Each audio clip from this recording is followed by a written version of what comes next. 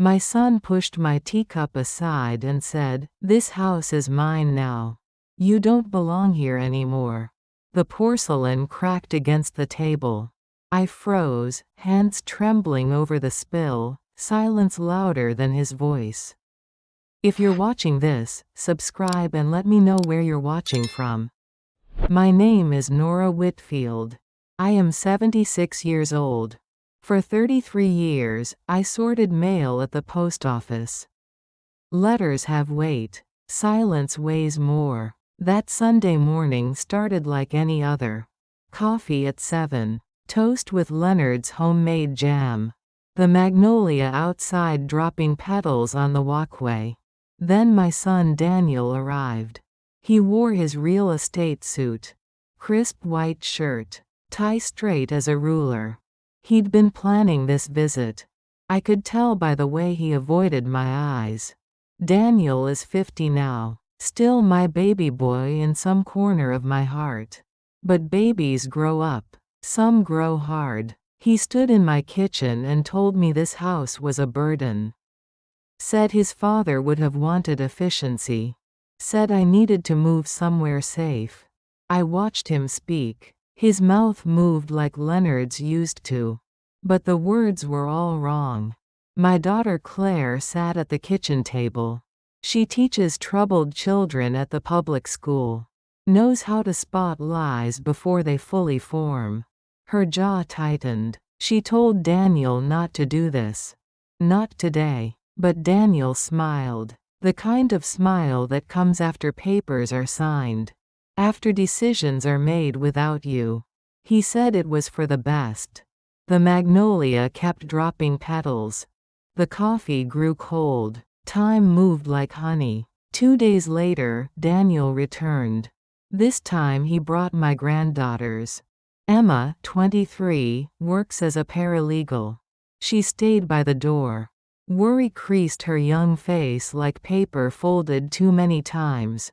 Ruby, 20, wore her college sweatshirt. She stood close to her father, believing his version of the story. The way children do. Daniel placed a folder on my table. Inside was a copy of a will. Leonard's will, he claimed. Updated. New terms. The house would go to Daniel. I would move to Crescent Oaks. An assisted living place. Upscale, he said. Safe. I looked at the signature on that paper. Studied every loop and curve. Leonard's handwriting used to march across pages like soldiers.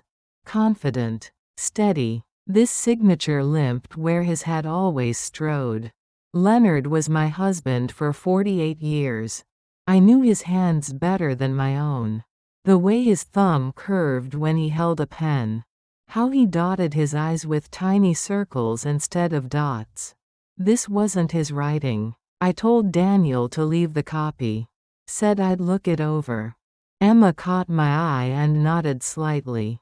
A small gesture. But it meant everything. Ruby crossed her arms. Told me her father was protecting me. Her voice carried that certainty young people have. Before the world teaches them about lies. That night, I opened my cedar box. The one Leonard gave me for our first anniversary.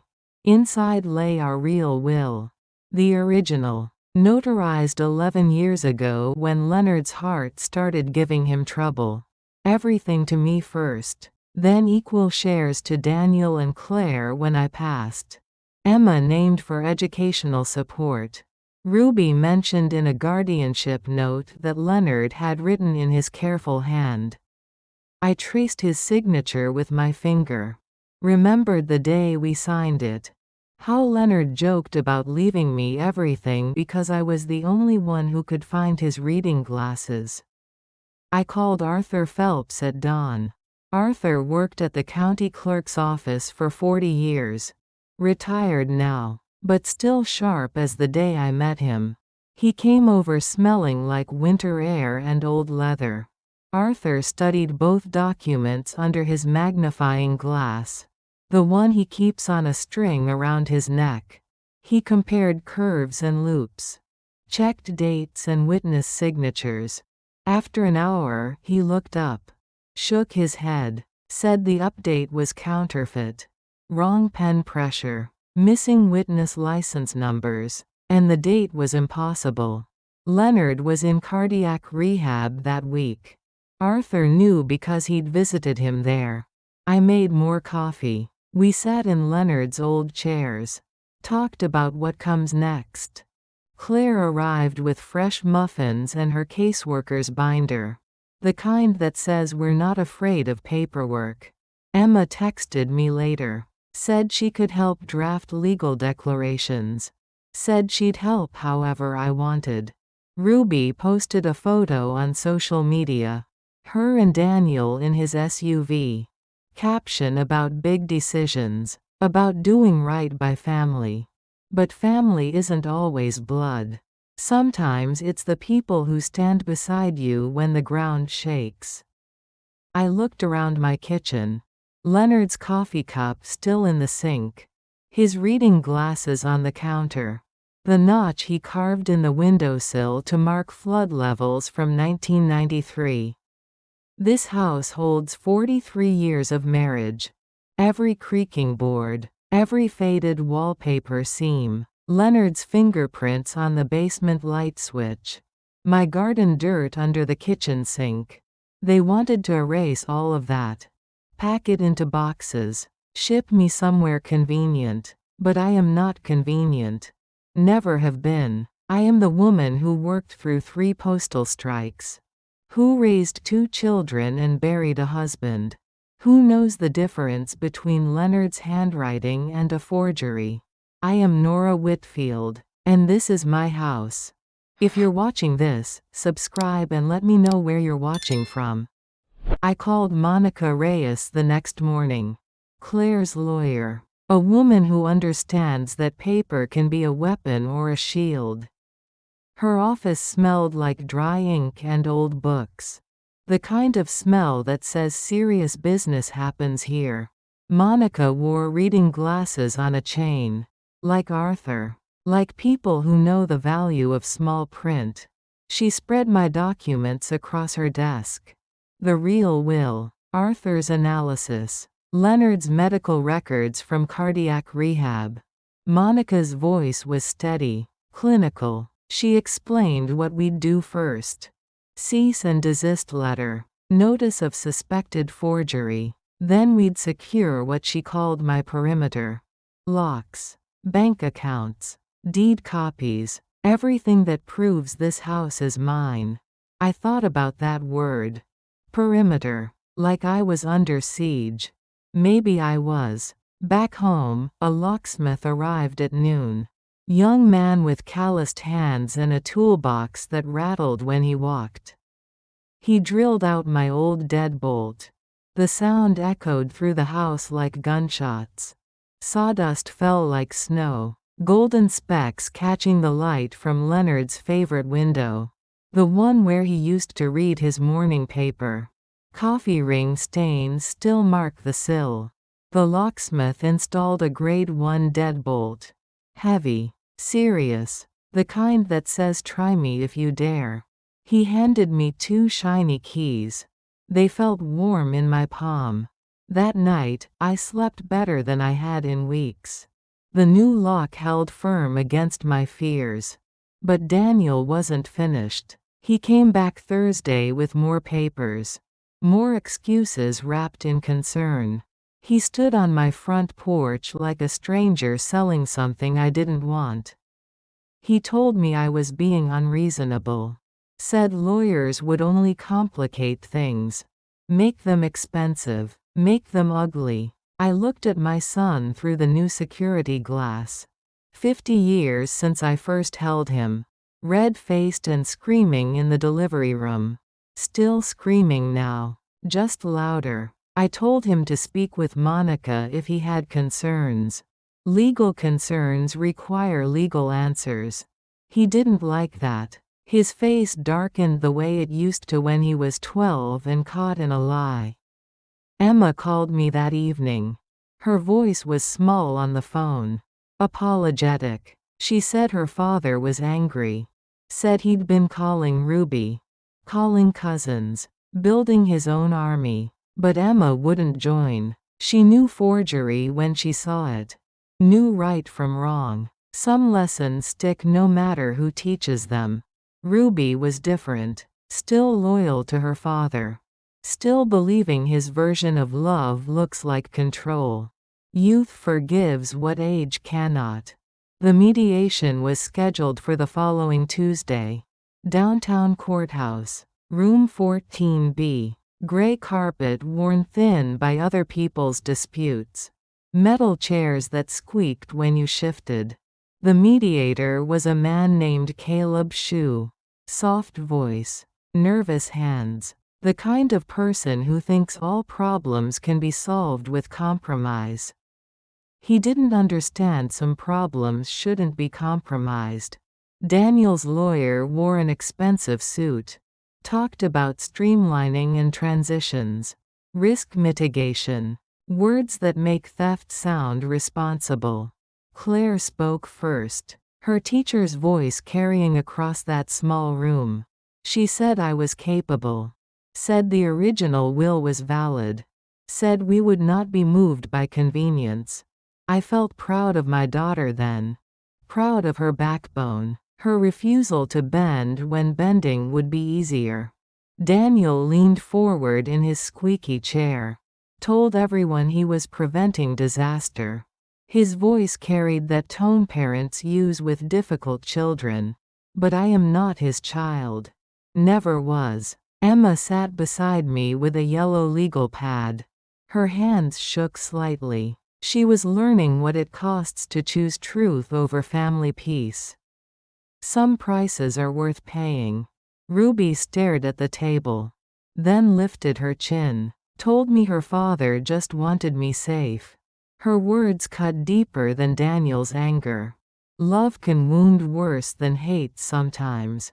I picked up both documents. The fake and the real. Held them side by side like opposing arguments. The difference was clear to anyone willing to see it. I told them safe is not the same as silent. Easy is not the same as right. My voice surprised me. Steady. Certain. 76 years of living had taught me some things cannot be negotiated. Caleb Shue wrote on his notepad. Proceed to hearing. Official language for family warfare. He looked tired. Like he'd seen too many kitchen tables become battlefields. In the hallway afterward, Ruby whispered to Emma. Asked if she trusted me more than her father. Emma's answer came quick and clean. She trusted evidence. Truth doesn't choose sides. I walked to my car alone. The courthouse parking lot stretched gray and empty. Late afternoon sun cut sharp angles between the buildings. Light and shadow. Truth and lies. Some things are that simple. At home, I made tea in Leonard's favorite mug. The one with the chip on the handle. He never wanted me to throw it away. Said broken things could still hold what mattered. I sat at our kitchen table. Looked around at 43 years of choosing this life. Every scuff mark. Every faded photograph. Every corner where Leonard's laughter still echoed. They wanted to pack all of this into boxes. Ship me somewhere convenient. Somewhere quiet. Somewhere I'd eventually disappear. But disappearing was never my talent. I am still here. Still fighting. Still Nora Whitfield. And soon, I'll prove it in court. 3 weeks later, the courthouse smelled like floor wax and fear. Old marble floors worn smooth by decades of disputes. Footsteps echoing off high ceilings like whispered prayers. Judge Priya Patel ran a no-nonsense courtroom. Sharp eyes behind wire-rimmed glasses. Gray hair pulled back tight. The kind of woman who'd heard every lie twice and believed none of them. I sat in the front row. Claire beside me. Emma behind us with her legal pad and steady hands. Ruby chose the other side. Still loyal to her father. Still believing love meant taking control. Monica stood at the plaintiff's table. Organized. Prepared. She'd laid out our evidence like a roadmap to truth. The original will. Arthur's handwriting analysis. Leonard's medical records. Daniel's lawyer tried to make me sound confused. Forgetful. A lonely widow whose memory couldn't be trusted. He suggested I'd been influenced. Manipulated. Fed lies by ungrateful children.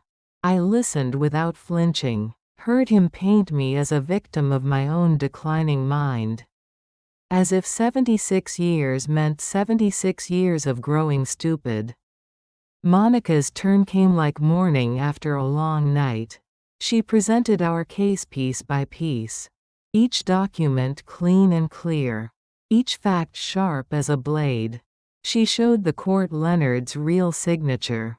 His steady hand from 11 years ago. Then the forgery. Shaky lines where steady ones should be. Wrong pen pressure. Missing witness details. Arthur had provided a written declaration. His 40 years of document experience. His analysis of ink patterns and writing angles. His memory of visiting Leonard in rehab the day the fake will was supposedly signed. Leonard's rehab logs were entered as evidence. Day-by-day records. His dominant hand in a brace. Physical therapy notes. The impossibility of him signing anything that week. But the moment that changed everything came when Monica showed the court a page from Leonard's insurance files. Something I'd forgotten I'd saved. A worksheet in his careful handwriting. Notes about the house staying with Nora. Claire helping with taxes. Daniel handling gutters if he remembered. The gallery chuckled at that last part. Leonard's gentle humor reaching across death to defend me. Even the judge smiled slightly. But Daniel didn't. His face stayed stone still. The opposing lawyer pressed harder. Suggested the real will was outdated.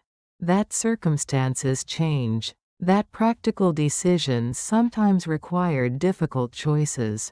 Monica didn't raise her voice. Didn't need to. Facts speak louder than arguments. Evidence weighs more than excuses. She reminded the court that capacity was documented. That Leonard was mentally sharp until his final breath. That the alleged update violated every rule of proper estate planning.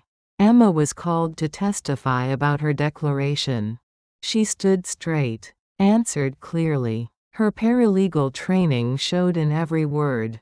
Precise, professional, unshakable. Then something unexpected happened. Ruby asked to speak. Judge Patel allowed it briefly. Ruby stood on trembling legs. Her college sweatshirt looked suddenly too young for the weight of her words. She said she'd believed her father. Still loved him. But seeing her grandfather's handwriting. Seeing the rehab records. The brace notes. She couldn't say I was wrong. Her voice cracked on the last word. The courtroom went silent. Even the air seemed to hold its breath. Ruby had chosen truth over loyalty. Evidence over family pressure. Some decisions age you instantly. Daniel stared at the table as if it had betrayed him. His own daughter. His baby girl. Choosing her grandmother over him. The math of that loss was written in the lines around his eyes. Judge Patel didn't take long to decide. She reviewed the evidence quickly. Methodically. Her ruling came clean and final. The copied will was invalid. The original controlled. I retained full ownership of everything Leonard and I had built together. She also referred the forgery matter to the district attorney's office. Without prejudice to family reconciliation, she said. Legal language meaning Daniel might face charges. But families could still choose healing over justice. The gavel fell like punctuation at the end of a long sentence. Case closed. Truth confirmed. Justice served on a silver platter of evidence and courage. Afterward, people filed out quietly. No victory cheers. No celebrations. Just the hollow sound of footsteps on marble floors. Family wars don't end with parades. They end with silence and the long work of deciding what comes next. Daniel left without speaking to anyone. His lawyer packed papers with mechanical efficiency. Ruby lingered near the doorway. Caught between the father she'd disappointed and the grandmother she'd finally understood. Emma hugged me carefully, like I might break if held too tight. But I wasn't breaking. Not anymore. I'd found something in that courtroom. Something I'd thought was lost forever. My voice. My right to be heard. My refusal to disappear quietly. Claire drove me home through late afternoon traffic. The courthouse grew smaller in the passenger mirror. But its lesson stayed large. Truth has weight. Evidence has power. And 76 years of living had taught me how to use both. At home, I made soup. Simple chicken broth with Leonard's recipe. The kitchen filled with familiar smells. Comfort food for an uncomfortable victory. Because winning isn't always sweet. Sometimes it tastes like loss. Like family bonds stretched until they snap. Like love twisted into something unrecognizable. But some battles choose you. And when they do, you fight. Or you disappear. I chose to fight. I chose to stay. I chose to remain Nora Whitfield in the house Leonard and I called home. The soup simmered. The clock ticked. Life continued. But something had shifted. Something fundamental and final. I was still here. Still standing. Still breathing in the kitchen where this all began. And that was victory enough. If you're watching this, subscribe and let me know where you're watching from. The days after the hearing moved like honey. Slow, thick, sweet and bitter at once. Daniel didn't call, didn't text, didn't drive past the house the way he used to. His silence stretched through the rooms like fog. Present even in its absence. 3 days later, a courier knocked on my door. Young woman with a clipboard and tired eyes. She handed me an envelope. Thick paper. Expensive. The kind Daniel's business used for important clients. Inside was a letter. Typed. Formal. Legal language wrapped around what felt like an apology. A settlement toward attorney fees, it said. Let's avoid ugliness. A check was attached. 4 figures. More money than I'd seen at once since Leonard's life insurance. I folded the letter. Slid it into the kitchen drawer with Leonard's old watch. His reading glasses. A train ticket from our anniversary trip to Chicago. Things with weight but no use. The check stayed with them. I wasn't cashing silence. Some things can't be bought. Even by sons who've forgotten the difference between price and value. Ruby came by Thursday afternoon. Hair in a messy bun. Apology crumpled on her tongue like used tissue. She said she'd posted things online. Made it look like I was stubborn. Unreasonable. A difficult old woman causing family drama. I looked at my granddaughter. 20 years old. Still young enough to believe social media mattered more than kitchen table truth. Still learning that some stories can't be told in hashtags. I told her I am stubborn. About the right things. Always have been. Always will be. Stubborn got me through postal strikes and teenage children and Leonard's final illness. Stubborn keeps you standing when everything else falls down. Ruby laughed and cried at the same time. The way young people do when they discover the world is more complicated than they'd thought. We sat on the porch steps. Watched the magnolia give up its last blossoms. Some things bloom. Some things fade. Both are necessary. Emma moved closer after that. Less rescuer now, more granddaughter. She stopped bringing legal documents and started bringing groceries. Ice cream. Leonard's favorite brand that they still make in the same factory 40 miles north. Claire stayed exactly where she'd always been. At my shoulder when I needed support. By the door when I needed space. Her hand on the hinge when it stuck. A steady we in every plan we made. Monica filed the final paperwork. Title confirmations. Legal documentation that said what we all already knew. This house belongs to me. Today. Tomorrow. Until I decide otherwise. She also suggested irrevocable trust. Legal language for making sure no one could challenge my wishes again. Claire as successor trustee. Emma and Ruby named as beneficiaries. Everyone's future clear as window glass. I liked that idea. Clarity. No more questions about who belongs where. No more confusion about what Leonard wanted. What I want. What will happen when I'm gone? The trust documents arrived by mail 2 weeks later. I signed them at my kitchen table. The same table where Leonard and I had signed our first will. Where we'd balanced checkbooks and planned vacations and argued about whose turn it was to take out the trash. Some tables hold more than dinner. They hold decisions, history, the weight of choosing what matters. Autumn leaned its light across the floor.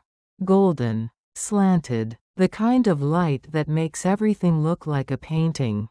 Like memory distilled into color and shadow. I walked through each room.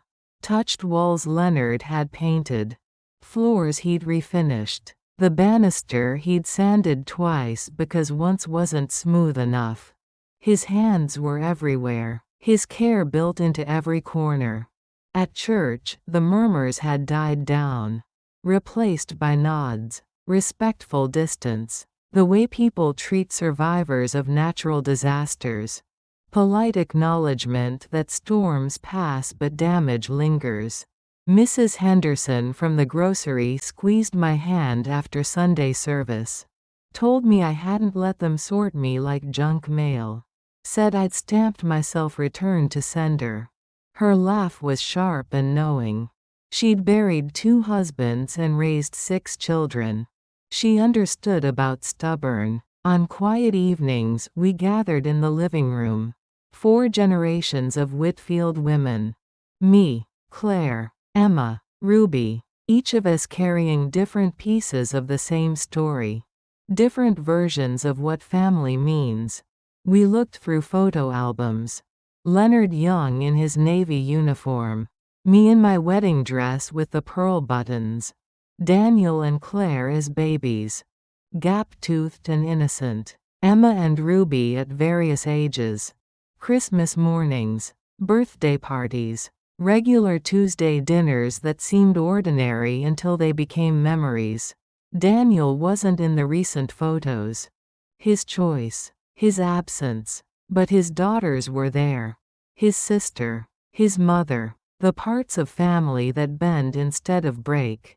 Ruby found an old blueprint one evening. Something Leonard had sketched in pencil years ago. Plans for a porch swing. He'd drawn it carefully, measured twice, made notes in the margins about chain length and weight capacity. Ruby traced the lines with her finger. Asked if we could build it. Her voice was small, hopeful, like a child asking for a second chance at something precious. I told her we could. But we'd do it slow. We'd do it right, the way Leonard would have wanted. No shortcuts. No rushing. Some things deserve time and attention and care. The next morning, sun slid across Leonard's old workbench. The one in the garage where he'd fixed everything from broken toys to broken hearts. His tools still hung in their proper places. Waiting for hands that knew how to use them. Wood met hand. Hand remembered. Muscle memory reaching across death to guide saw and drill and careful measurement. Leonard was there in every cut, every joint, every decision about which board would bear the weight. When the swing finally hung from the porch joist, it creaked in a language everyone understood. Not forgiveness, not forgetfulness, just stability. The promise that some things last, some things hold. We pushed off lightly. 4 women spanning 56 years of life. 4 generations of decision and doubt and the courage to keep choosing. The house held steady around us. Solid, permanent, home. I looked across the yard. At the magnolia ready to rest through winter. At the neighbor's fence Leonard had helped repair after the storm. At the sidewalk where our grandchildren had learned to ride bicycles. They'd tried to make me small. Tried to pack me into a convenient corner. Tried to erase 43 years of choosing this place. This life. This stubborn refusal to disappear. Instead, we'd made the room larger. Made space for truth. Made room for all the ways love can look when it's honest. The swing moved again. Forward. Back. A measured promise. What stays? Winter came early that year. November frost silver on the magnolia branches. Ice crystals catching morning light like scattered diamonds. The kind of cold that makes you grateful for warm houses and working furnaces. I turned 77 in December. Claire made my favorite cake. Yellow with chocolate frosting. The same recipe her grandmother used. Some traditions survive because they taste like home. Emma brought flowers. Ruby brought a photo album she'd made. Pictures from our swing building summer. Our hands covered in sawdust. Our faces tired but content. The look of women who'd built something together. Something that would last. No card from Daniel. No phone call. His silence had weight now. Familiar. Like Leonard's absence but different. Leonard's absence was death. Final. Daniel's absence was choice. That hurt more somehow. The district attorney never filed charges. Family matters, they called it. Too complicated for criminal court. Too messy for clean justice. But the threat had been enough. Daniel stayed away, stayed quiet, stayed gone in all the ways that mattered. Some wounds heal crooked, leave scars that ache when weather changes. I felt Daniel's absence in my bones. Not grief exactly, something harder to name. The ache of love with nowhere to go. But other loves filled the spaces. Claire's steady presence. Emma's Sunday visits. Ruby's texts with photos of her college life. Her classes. Her friends. Her slow discovery that the world was bigger and stranger than she'd imagined. Spring brought surprises. A letter from Arthur Phelps. He was moving to assisted living. His handwriting analysis business closing. He wanted to know if I'd like Leonard's old fishing tackle. Arthur had kept it all these years. A friend holding onto a friend's favorite things. I drove to Arthur's house on a mild April morning. Helped him sort through 40 years of accumulated life. Papers, books, tools of a trade that valued accuracy above all else. We worked in comfortable silence. 2 old people who understood that some jobs require no conversation. Leonard's tackle box sat on Arthur's kitchen table. Green metal, dented from years of creek banks and lake shores. Inside were his favorite lures. Hand-tied flies. A lucky spinner that never caught anything but hope. Small treasures that smelled like river water and summer afternoons. Arthur refused payment. Said friendship doesn't send bills. Said Leonard would have done the same for him. We shook hands at his doorway. 2 survivors of a generation that believed in handshakes and keeping promises. That afternoon, I took the tackle box to the creek behind the house. The one where Leonard taught Daniel to fish 30 years ago. Before real estate and ambition changed my son into someone I barely recognized. I sat on the fallen log Leonard used to love. Listened to water move over stones. Watched light dance on the surface like scattered coins. The creek didn't care about family feuds or legal battles. It just kept flowing. Patient. Persistent. Permanent in its impermanence. Ruby found me there at sunset. She'd driven down from college. Surprise visit. She sat beside me on Leonard's log. Asked if I missed her father. Her voice was careful. Testing ground that might still be tender. I told her I missed the son he used to be. The boy who caught fireflies in mason jars. Who helped me plant the vegetable garden. Who cried when his goldfish died and insisted we hold a proper funeral in the backyard. That boy was still somewhere inside the man who'd tried to steal my house. But buried so deep I couldn't reach him anymore. Buried under layers of success and ambition and whatever poison turns children against their parents. Ruby nodded, understanding more than 20 should have to. She'd lost her father too. Not to death but to greed. Sometimes that's worse. Death is honest. Greed lies to everyone, even itself. We walked back to the house as darkness settled. Kitchen windows glowing yellow. The porch swing creaking slightly in the evening breeze. Everything Leonard and I had built together. Everything worth protecting. Everything worth keeping. Summer brought Emma's engagement, a quiet ceremony in our backyard. Under the magnolia tree, white blossoms falling like snow on the wedding party. Her young man seemed decent. Kind eyes. Good hands. The sort who'd fix broken faucets and remember anniversaries. Claire caught the bouquet. 56 and still believing in second chances. Still hoping love might find her again. I admired her optimism, her refusal to let disappointment make her cynical. Some people stay open despite everything. Daniel wasn't invited to the wedding. Emma's choice. She'd tried reaching out several times. Phone calls that went to voicemail. Letters that came back unread. Eventually she stopped trying. You can only extend your hand so many times before you realize the other person doesn't want to take it. But his absence didn't spoil the day.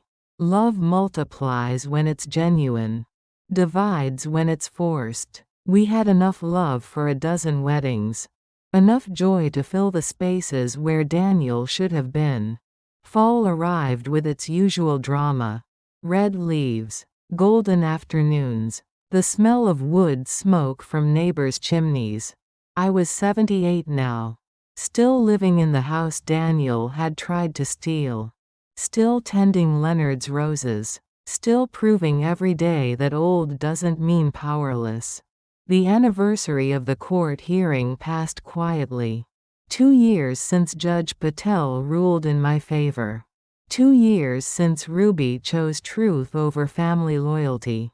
2 years since I learned I was stronger than I'd known. Monica sent a card. Professional courtesy that felt like friendship. Arthur called from his new apartment. His voice smaller in the institutional phone system but still sharp. Still present. Still the man who'd saved my house with his magnifying glass and 40 years of document expertise. Emma's first baby arrived in October. A girl. Small fists and serious eyes. The next generation of Whitfield women. I held her in the nursery chair Leonard had built for Daniel 30 years ago. Circle closing. Story continuing. Life insisting on itself despite everything. Ruby graduated college that winter. Magna cum laude. Philosophy major with plans for law school. She wanted to help families like ours. Families torn apart by greed and misunderstanding. She'd learned something from watching her father choose money over love. Sometimes the best teachers show us what not to do. I was 79 when Ruby passed the bar exam. 80 when she opened her own practice. 81 when she called to tell me about her first case. An elderly woman whose nephew was trying to steal her farm. Ruby 1. Justice served with experience learned around my kitchen table. Some lessons take root slowly. Some trees take decades to bear fruit. But when they do, the harvest feeds generations. I'm 83 now, still in my house, still stubborn about the right things. Still Nora Whitfield on the deed and in the heart of everything that matters. The swing Leonard dreamed still hangs from the porch joist. Still creaks in the evening breeze. Still holds the weight of whoever needs holding.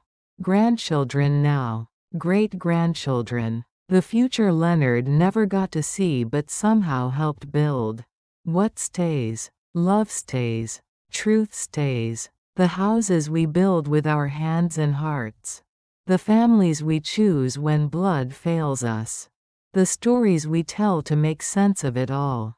What stays is what we decide to keep. What we fight for. What we refuse to let go. What stays is us. If you're watching this, subscribe and let me know where you're watching from. The letter came on a Tuesday in March. Hospital letterhead. Daniel's name in the return address section. Not his handwriting. Someone else's careful script spelling out what he couldn't say himself.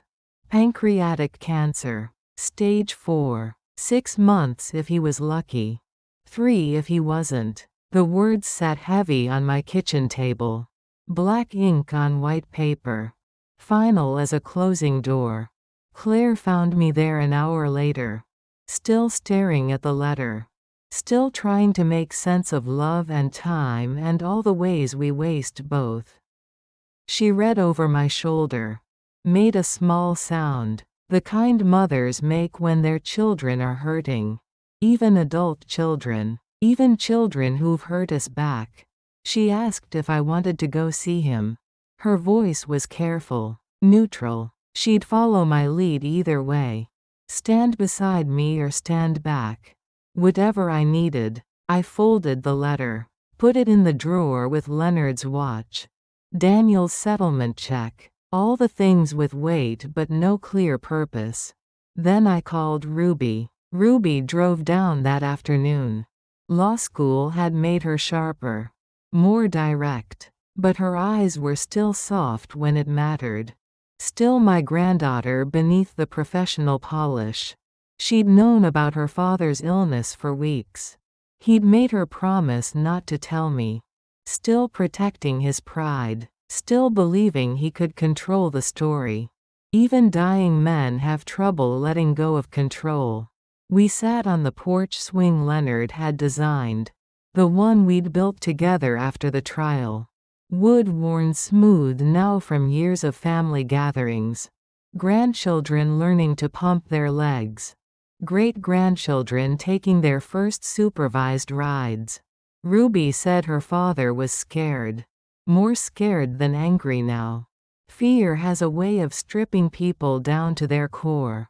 Sometimes what's left is worth saving. Sometimes it isn't. I asked if he wanted to see me. Ruby nodded. Said he'd been asking about the house. About me. About whether I was still stubborn about the right things. Even facing death, Daniel remembered my words from that gray mediation room. The hospital smelled like disinfectant and desperation. Fluorescent lights buzzing overhead. The kind of lighting that makes everyone look half dead. Daniel looked more than half. He'd lost 40 pounds. Hair gone from chemotherapy. Skin the color of old parchment. But his eyes were still Daniel's eyes. Still my son's eyes. Still carrying the ghost of the boy who'd caught fireflies in mason jars. We didn't talk about the house at first. Talked around it instead, like people do when the real conversation is too big for words. Weather, hospital food, the nurses who worked too hard for too little money. Then Daniel asked about Emma's baby, the great-granddaughter he'd never met. His voice was careful, testing whether I'd share family news with the family member who'd tried to steal my home. I told him about her first steps, her first words, how she loved the porch swing, how she clapped her hands when it creaked just right. Small stories, safe territory, the kind of ground where enemies might call a truce. Daniel closed his eyes while I talked. Pain medication making him drift. Or maybe just exhaustion from fighting a battle he couldn't win. Some fights choose the wrong victor. This was one of them. When he opened his eyes again, they were wet. Tears he couldn't blame on morphine or steroids. Real grief from a real place. He said he was sorry.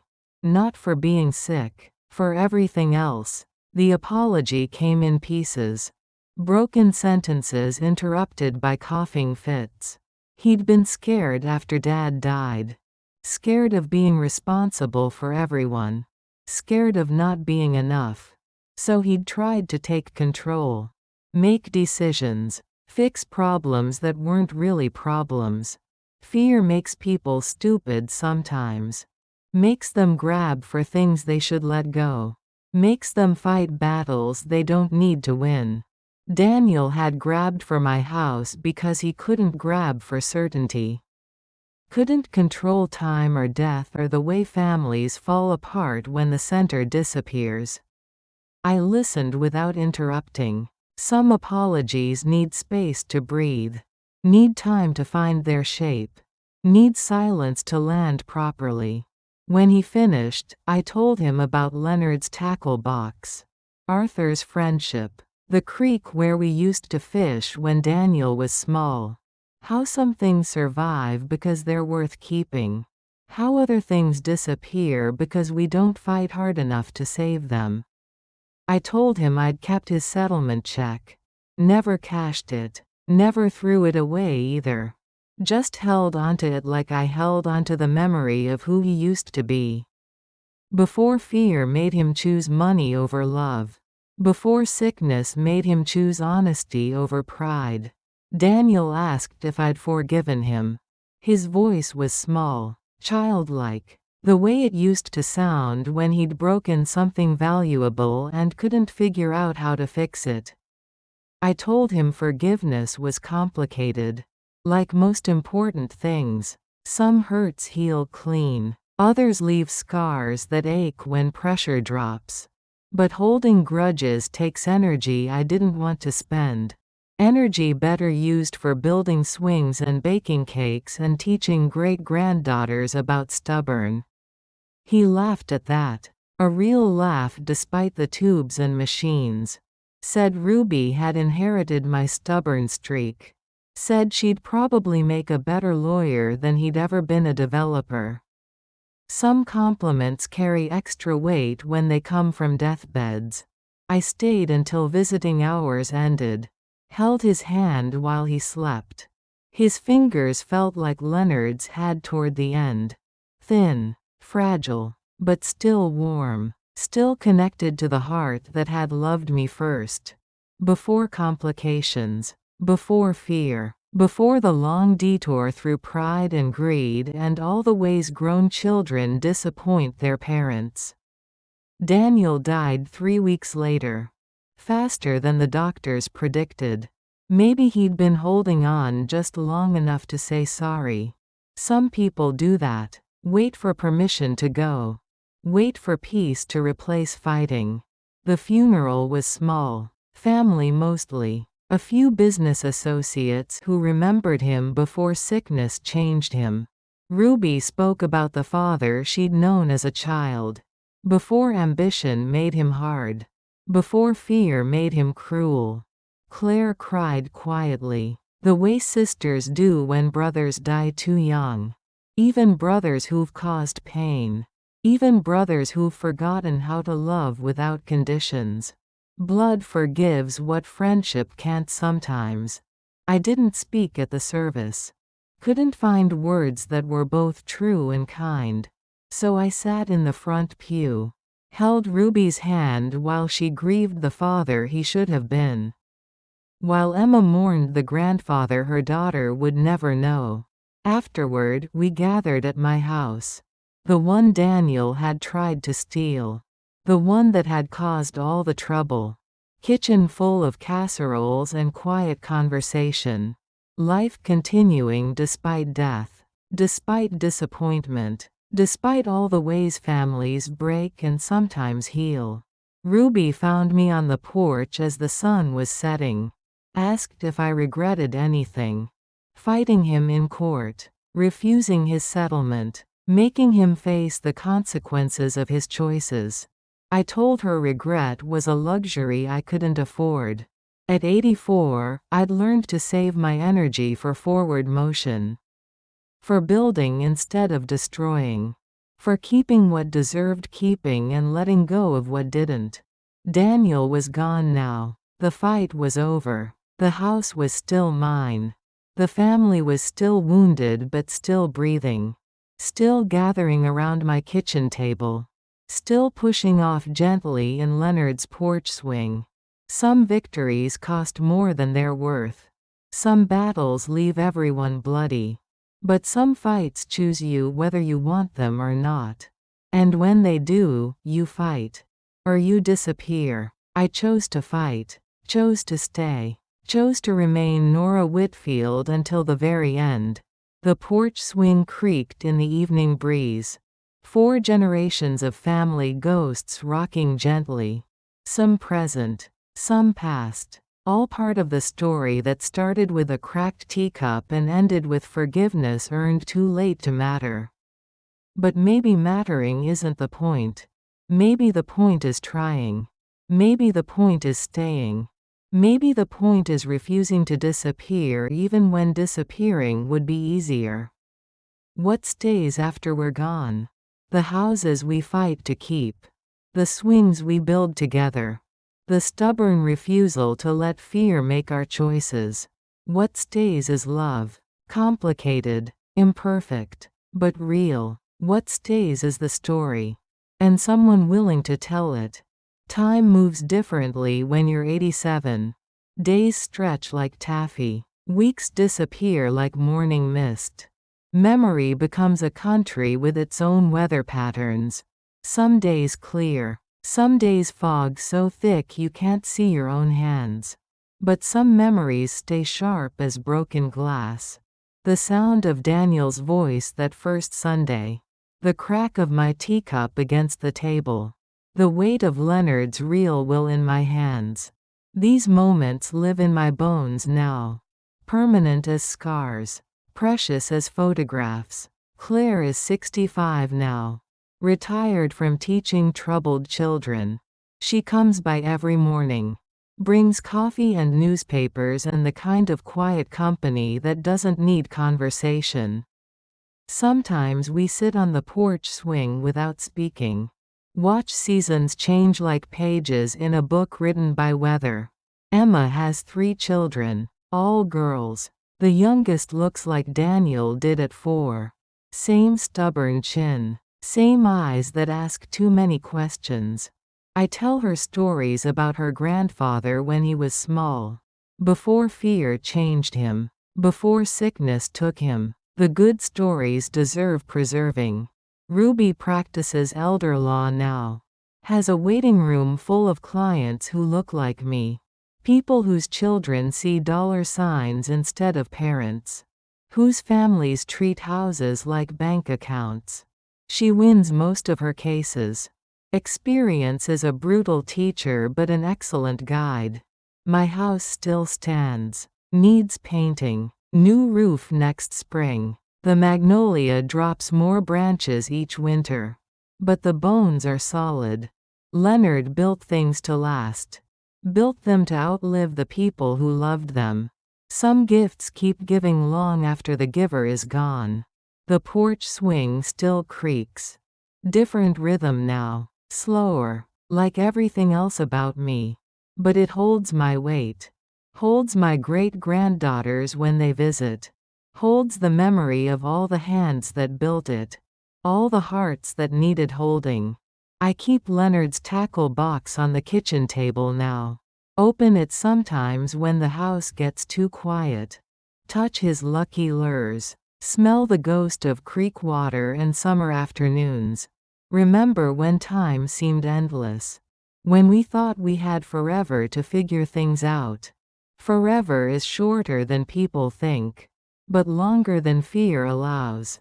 I've lived long enough to see Emma's oldest daughter graduate high school. Smart girl. Wants to study medicine. Help people heal instead of hurt each other. Some lessons skip generations before taking root. The neighborhood has changed. Young families mostly. Children who don't know the history buried in these yards. Don't know about the court battle that nearly cost me everything. Don't know about the swing that represents more than wood and chain. Stories die when no one remembers to tell them. But Ruby's children know. Emma's daughters know. They know about the fake will. About great-grandfather Leonard's careful handwriting. About the day great-grandmother Nora refused to disappear. About stubborn being a virtue when it's applied to the right things. Some evenings I sit in Leonard's chair. The one by the window where he used to read his paper. Watch shadows move across walls we painted together. Listen to the house breathe around me. Settling into itself like an old woman adjusting her shawl. The floorboard by the kitchen sink still squeaks. Leonard always meant to fix it. Never did. Now I'm glad. Some imperfections become music when you live with them long enough. Some broken things are more beautiful than smooth ones. Claire found me there last Tuesday.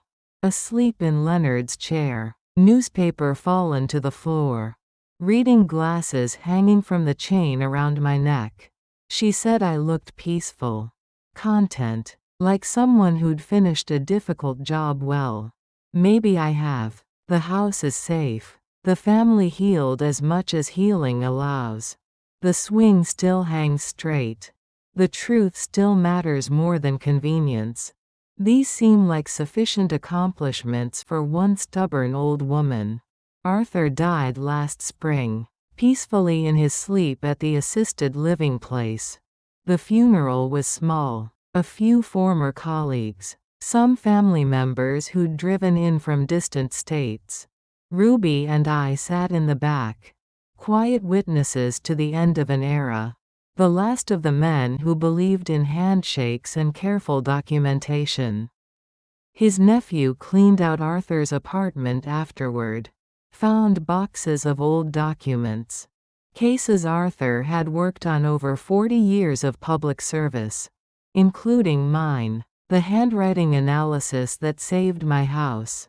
The magnifying glass that revealed Daniel's forgery. Evidence that truth still matters when someone cares enough to look closely. The nephew offered to give me Arthur's magnifying glass. Said his uncle would have wanted someone to use it. Someone who understood its value. I accepted gratefully. Keep it on the table beside Leonard's tackle box. Tools of men who knew the difference between real and fake. Between honest and convenient. Monica retired to Florida. Sends Christmas cards with pictures of beaches and palm trees. Legal practice replaced by shuffleboard and early bird dinners. She earned her rest. Earned her right to stop fighting other people's battles. Some warriors get to choose their own endings. I won't see many more winters. Know this like I know my own name. Like I know the sound of the porch swing creaking. Like I know Leonard's handwriting from memory. Age is honest about its intentions. Brutal but not cruel. It gives you time to finish what needs finishing. The revocable trust is updated. Clear instructions about what happens next. Claire as trustee. Emma and Ruby as beneficiaries. The house will stay in the family. Will shelter the next generation of stubborn women who refuse to be convenient. Who choose truth over comfort. Who build swings instead of walls. Ruby brings her children by most Sundays. They push each other on Leonard's swing. Argue about whose turn it is. Make the same sounds children have made for generations. Joy and protest and the music of young voices learning to negotiate the world. I watch from the kitchen window. Remember Daniel and Claire at that age. Before life taught them about disappointment. Before they learned that families can break in ways that never fully heal. Before they discovered that love and loss are often the same thing. Different faces of the same truth. Sometimes Ruby's youngest asks why great-grandfather isn't here to push the swing.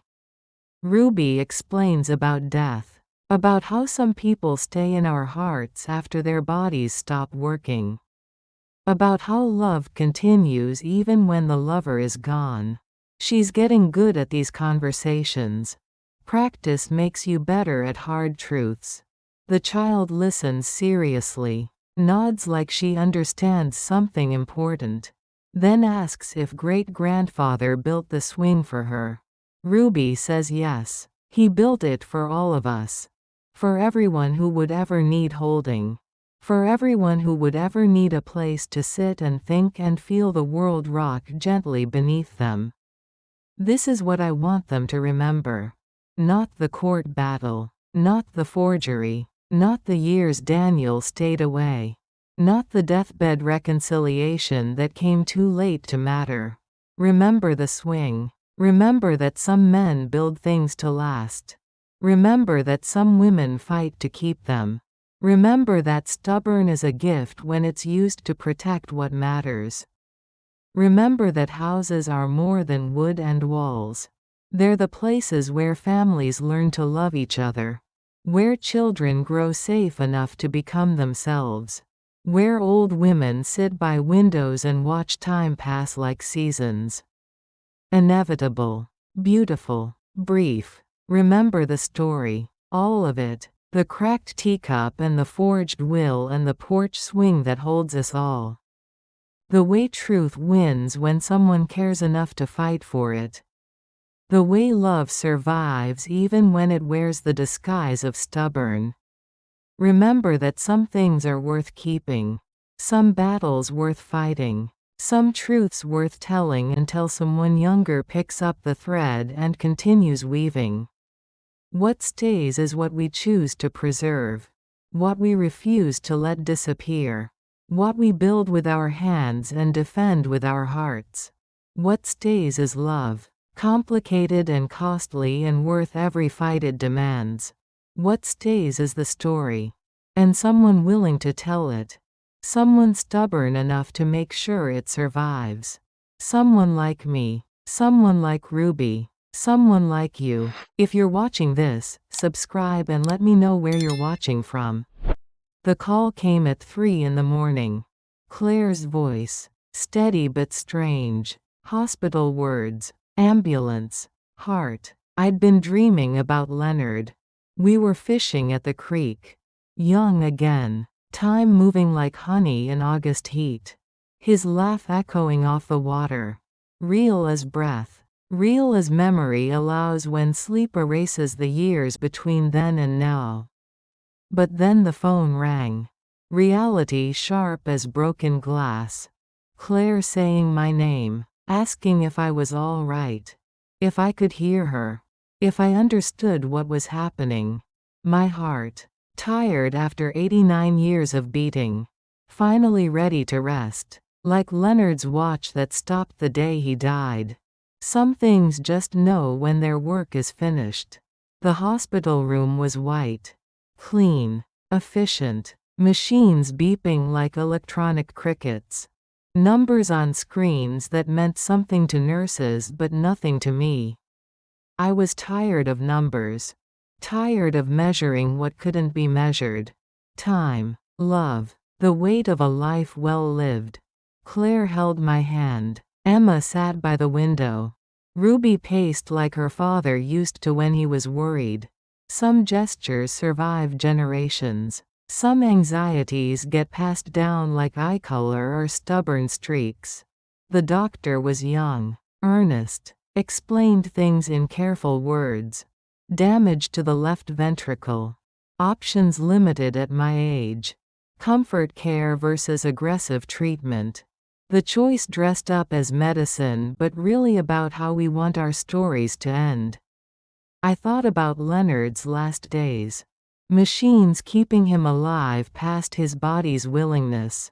Breathing done by computers. Heart pumping because electricity said it should. We'd learned then that some fights aren't worth winning. Some battles cost more than surrender. I told them no machines. No heroic measures. Just family and quiet and whatever time was left flowing natural as creek water. Some decisions feel right in your bones. This was one of them. Ruby cried then. Not the silent tears of courtroom courage. Real sobs. Messy grief for the grandmother who'd taught her about fighting for what matters. About choosing truth over convenience. About building things that last longer than the people who build them. Emma brought the children the next day. 3 granddaughters who didn't understand why great-grandmother looked so small in the hospital bed. Who whispered questions about dying and heaven and whether the porch swing would miss me. I told them about Leonard's fishing tackle. About Arthur's magnifying glass. About all the things that carry love forward after the lover is gone. How objects become memory. How memory becomes story. How story becomes the only immortality regular people get. The youngest asked if I was scared. Her eyes wide and serious. 4 years old and already learning that the world breaks things we love. That time takes everyone eventually. That goodbye is a word everyone has to learn. I told her I wasn't scared. Told her about the creek behind the house. How it flows into the river. How the river flows into the sea. How water never really ends. Just changes form. Becomes part of something larger. Something permanent. Something necessary. She seemed to understand. Children often do. Before we teach them that mystery needs explanation. Before we convince them that some questions have answers. Before we forget that knowing and understanding aren't the same thing. They brought me home 3 days later. Hospice nurses. Hospital bed in the living room. View of the magnolia tree through the front window. The porch swing hanging exactly where Leonard had planned it. Where we'd built it together after the trial. Where 4 generations of family had learned to push off gently into the uncertain air. Claire moved in. Slept on the couch. Made soup I couldn't taste and tea I couldn't finish. Sat beside my bed reading books aloud. The same voice that had defended me in mediation. That had stood beside me in court. That had never wavered when loyalty was tested. Some people are steady as sunrise. Claire was one of them. Ruby visited every evening after work. Still fighting for old women whose children saw them as inconvenience. Still winning cases with lessons learned around my kitchen table. Still carrying forward the stubborn streak that had saved my house and maybe saved our family too. She brought legal papers one evening. The final transfer documents. House officially in the trust now. No more questions about ownership. No more possibility of another Daniel deciding he knew better. Some protections outlive the people they protect. Emma's children drew pictures for my walls. Stick figures of our family. The house with its tall windows. The magnolia tree heavy with blossoms. The porch swing holding everyone who mattered. Art that told the truth better than photographs. Love sketched in crayon and construction paper. The nights were hardest. Pain that medicine couldn't quite reach. Breathing that took effort. Heart struggling to keep time with the clock on the mantel. Leonard's clock. Still ticking after all these years. Still marking moments that mattered and moments that didn't. But even hard nights had their gifts. Silence deep enough to hear memory. Darkness clear enough to see the past without squinting. Time moving slow enough to appreciate its weight. Its preciousness. Its stubborn insistence on continuing until it doesn't.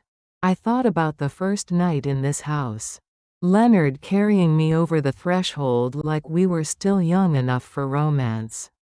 Like 43 years of marriage hadn't already proven our love past the need for gestures. Some traditions survive because they feel right. Because they connect us to everyone who loved before us. I thought about Daniel's first steps in this hallway. Claire's first day of school. Emma's graduation party in the backyard. Ruby's college acceptance letter read aloud at the kitchen table. All the ordinary moments that become extraordinary when they're over. When they're all you have left of the people who lived them with you. The magnolia was blooming early this year. Pink and white blossoms covering every branch. Like the tree was celebrating something. Or saying goodbye. Or just being beautiful because beauty was its only job. Some things exist without explanation. Without apology. Without asking permission to take up space. I asked Claire to open the front window. Let the magnolia's perfume drift in. Mix with the antiseptic smell of dying. With the coffee she couldn't stop making.